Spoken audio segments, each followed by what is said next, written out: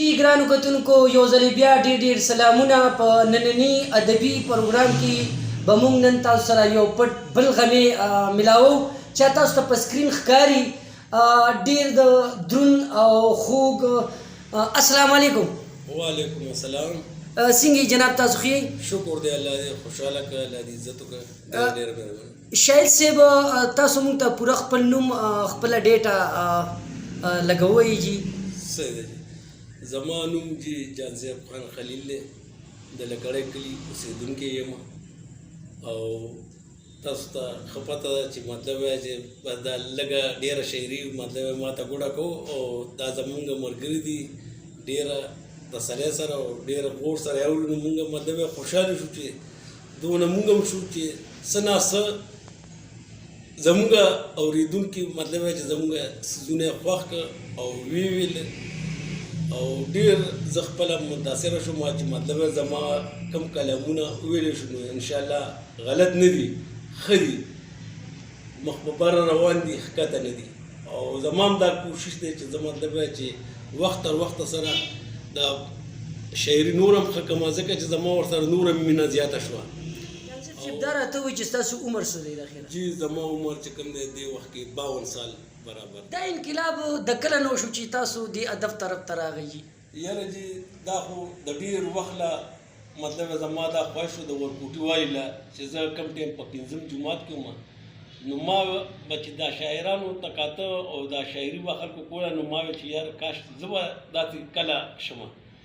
نو بیا څه وخت بعد چې کوم دی نو دا جنیجو صاحب هغه تعلیمي بالغان هغه یو دغه اسکولونه کولو که هغې کې یو شاعر رالو او مونږ مطلب یې چې ډېر ښه پروګرامونه او خبرې مبرې وکړو. نو ما هغه ته ویل چې یاره دې شاعرۍ سره زما ډېر زیات شوق دی، دا به زه څنګه زده کړم. د نن له چې دا 85 خبره زه دا کوم.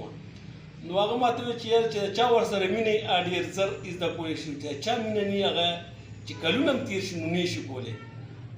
نو ما ته هغه وخت له چې مطلب یې چې دا پروګرام شروع کړی دی او ډېر دغه سره بیا چې کوم دی ډېر وخت بعد بیا ډاکټر محمد اعظم صاحب ده نه مې لږه ډېره زده کړه کړې ده.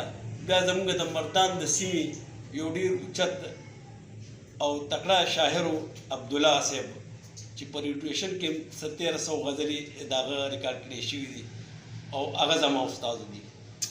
وړومبنی شعر هم کوم یو لیکلی و جي؟ وړومبنی شعر چې زما دا دغه و که نه هغه چې کوم دی نو حمد پاک و او حمد پاک داسې هغه مونږ له یو سرنامه هغې راکړه د چا د مخه خدای چې د دنیا آباده کړې هغه هم د خوب لیدو ګوره تللی دی په ګور دا دوه ورځې ژوندون دی لوی منزل دی درته نور.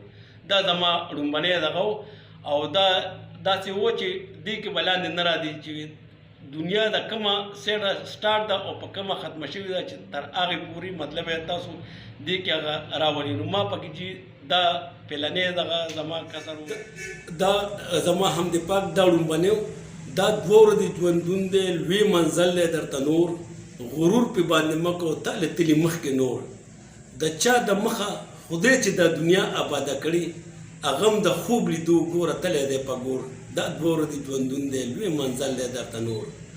راستولي انبیا پیغمبران په نمبر وار داسې صفات د خدای ویلي دي بیا تلي په بل لور دا دوه ورځې ژوندون دی لوی منزل دی درته نور. او قربان د اصحابو شم نبیان دي دې لیدلي ولی له خدای ورکړي درجې بلندي نور دا دوه ورځې ژوندون دی لوی منزل دی درته نور. غرور پې باندې مه کوه تا له تلي مخکې نور. او زاهده لږ سوچ وکړه دا د چا په ګدی ناستې ته راټینګ دې مهتدي کېدلی نه شي په بل لور دا دوه ورځې ژوندون دی لوی منزل دی درته نور.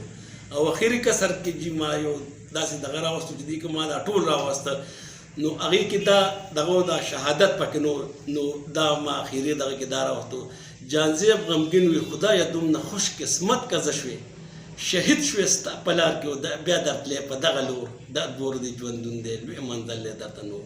غرور پې باندې مه کوه تا له تلي مخکې نور. دا جي حمد پاک دا زما وړومبنی دغه او غزلې هم ډېرې دي داسې ډېر سمې ویلي دي خو لکه مطلب یې چې ماله ډېره دغه چې کوم دی نو داسې ختمې شوي دي. جناب دا راته وایي چې تر اوسه پورې غزل څومره لیکلي؟ یاره غزلې خو چې ما ډېرې کافي لیکلي دي ځکه چې مطلب د تعداد د بې تعداده دي خو لکه مطلب چې کتاب دا دغه چې کتاب مې نه یې کړی تر اوسه پورې دي او غزلې ډېرې زیاتې دي.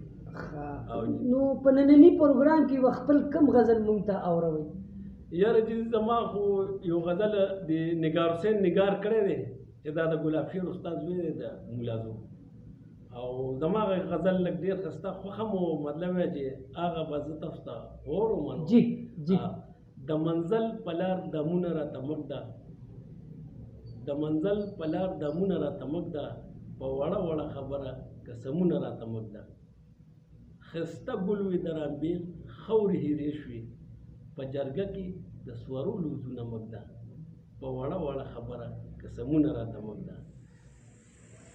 که ازغنه لخته لار کې راته کېږدي، که ازغنه لخته لار کې راته کېږدي، زه پرې ځمه راته دا لوزونه مږ ده، په وړه وړه خبره قسمونه راته مږ ده. جانزیب غمګین زړګی د درد نه ډک دی، په زخمونو نور داغونه راته مږ ده، په وړه وړه خبره قسمونه راته مږ ده.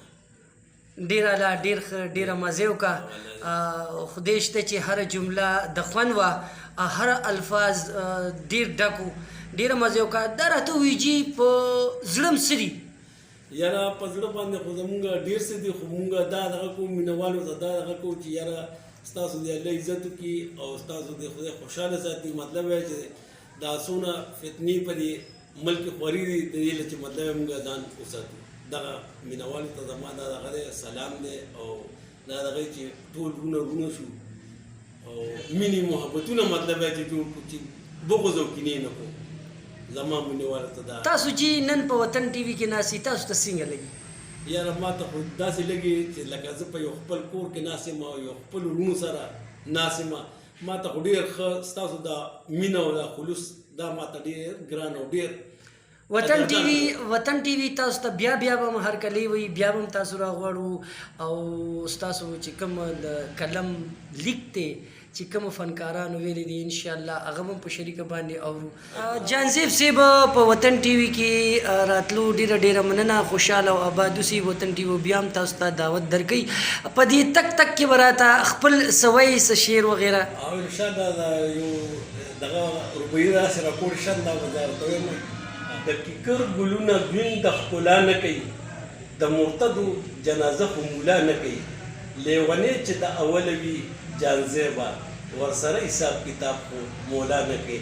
ستاسو ډېره ډېره مهرباني او د وطن ټي وي زه ډېر مشکور یم او ډېره د زړه د مینې او د کومې ورته سلامونه.